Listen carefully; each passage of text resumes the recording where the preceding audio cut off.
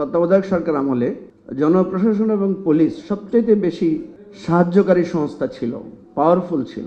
এবং আমরা দেখেছি যে এখানে মজিদ ভাই আছেন, ওনারা কেন এত ফোকাসড হয়েছেন সারা দেশে, এত পরিচিত হয়েছেন। বহু এনবিআর এর চেয়ারম্যানের নাম তো অনেকে জানে না।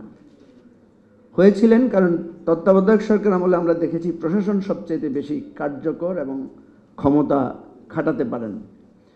এবারে খুবই ব্যতিক্রম, এবারে উল্টো প্রশাসন একেবারেই স্থবির হয়ে গেছে এবং একটা ভীতিকর পরিস্থিতি কোথাও কোথাও, এবং আমরা যেগুলো দেখছি নানা স্বার্থ সংশ্লিষ্ট বিষয় নিয়ে তারা ঝামেলার মধ্যে আছেন। পরিবর্তন হচ্ছে কিন্তু সংস্কার হচ্ছে না। খুবই দারুণ একটা কথা, খুবই গুরুত্বপূর্ণ একটা কথা যে আমাদের এই তত্ত্বাবধায়ক বা অন্তর্বর্তীকালীন সরকার ট্রান্সফার করছে, অ্যাপয়েন্ট করছে, তারা পদপঞ্জিত ছিল তাদেরকে পদ দিচ্ছে, আর যাদের বিরুদ্ধে অভিযোগ আছে তাদেরকে করছে। এবং এটা নিয়েও কিন্তু ব্যাপক অসন্তোষ। এর বাইরে তেমন কোনো সংস্কার আমাদের চোখে পড়ছে না। যদিও বা ববি হাজ্জাজ বলছেন আগে লুঙ্গি ছিল না, এখন লুঙ্গি আছে। তো তাহমিদ যেটা বলেছে, সে সেলফ ক্রিটিসিজমের জায়গায় বলেছে যে সত্য, এটা আমাদের মধ্যে হাস্যরস হয়ে আমাদের মধ্যে আছে যে একজন সমন্বয়ক যদি ফোন করে তাহলে কাজটা হয়ে যায়। তো এগুলো একটা সিমটম। এখন আসে আমি সলিউশনের কথা বলি। একটা জিনিস হচ্ছে, একটা এক্সাম্পল বলি যে আমাদের মন্ত্রণালয়গুলোকে কমিয়ে আমরা 20টা মন্ত্রণালয় আনতে পারি কিনা। যেমন একটা উদাহরণ দেখেন, রেল মন্ত্রণালয়, একটা সেবা দিয়ে একটা মন্ত্রণালয়, এটা যোগাযোগ মন্ত্রণালয়ের অধীনে একটা অধিদপ্তর হতে পারত। এবং এই যে রেল মন্ত্রণালয়, এখানে এত লেয়ার, এবং রেল মন্ত্রণালয়ে আমরা সবসময় শুনি যে শুধু দুর্নীতি আর লস। তেমনিভাবে ধরেন ডাক বিভাগ এখন প্রয়োজন আছে কিনা, বা এটার পরিসীমা অনেক কমে গেছে।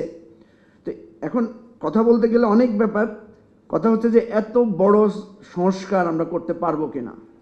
তো এই জন্য আমি বলি যে প্রথম হচ্ছে যে আমাদের, যেমন ধরেন একটা কথা বলি, সেটা হচ্ছে ভূমি সেবার জন্য একজনকে ইউনিয়ন ভূমি অফিসে যেতে হয়, এসি ল্যান্ড অফিসে যেতে হয়, সাব রেজিস্ট্রার অফিসে যেতে হয়, এবং ফাইনালি তাকে হয়তো ডিসি অফিসেও যেতে হয়। এই যে লেয়ারগুলো, এরপরে এখানে বলেছেন যে 3 নম্বরে যে পয়েন্টটা, যে আমলাতান্ত্রিক জটিলতা কমাতে কি করা যেতে পারে, ছোট করতে হবে। ছোট করে ফেলছি কারণ বড় কথা না বলে তো সমাধানও পাওয়া যায় না। যাই হোক, যেমন প্রযুক্তির ব্যবহার করে কিন্তু আমরা অনেক দূরত্ব কমাতে পারি। এত ফাইল চালাচালি না করে প্রত্যেক অফিসারদের যদি একটা ইমেল আইডি থাকে এবং তার নিজস্ব অফিসের ভিত্তিতে, তাহলে কিন্তু একটা ইমেইলে কিন্তু অর্ডারটা পাস করে দেওয়া যেতে পারে। প্রায় সময় আমরা দেখি ওনারা বলেন যে আমাকে ফোন করেছিল সচিব সাহেব, কিন্তু এটা কোনো ডকুমেন্টারি এভিডেন্স নাই। এবং পরে যখন সাংবাদিকেরা আসে, সচিব সাহেব অস্বীকার করে যে না, আমি এই ধরনের কথা করি, দায় কেউ নেয় না। তো সেই জন্য ডকুমেন্টারি এভিডেন্স ছাড়া কোনো কিছু, এটা আমরা ইমেল যোগাযোগ করতে পারি। আমাদের অনেকগুলো পরিষেবা যদি আমরা অনলাইন বেসিসে করতে পারি, তাহলে আমার মনে হয় যে আমাদের সমস্যাটা সমাধান হয়ে যায়। সর্বশেষ শুধু বলি, যেহেতু সময় কম, বিপ্লব মানে হচ্ছে পরিবর্তন। একটা পরিবর্তন অবশ্যই হয়েছে, সেটা হচ্ছে শেখ হাসিনার মতো একটা ফ্যাসিস্ট, সে বিদায় হয়েছে। এই পয়েন্ট অফ ভিউ থেকে বিপ্লব আমি মনে করি 80% সফল হয়েছে।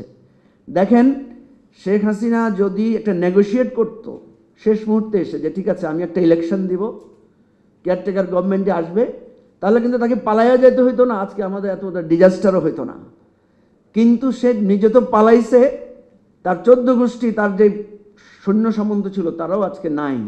এটা কিন্তু আমাদের জন্য ক্ষতিও হয়েছে। আমাদের কার্যক্রম, আমাদের থানাগুলো, আমাদের পুলিশ, আমাদের নতুন করে একটা ইমাম সাহেবও নিয়োগ দিতে হয়েছে, এমন একটা সমস্যা। এটাও তো সরকারের একটা ঝামেলা হয়েছে।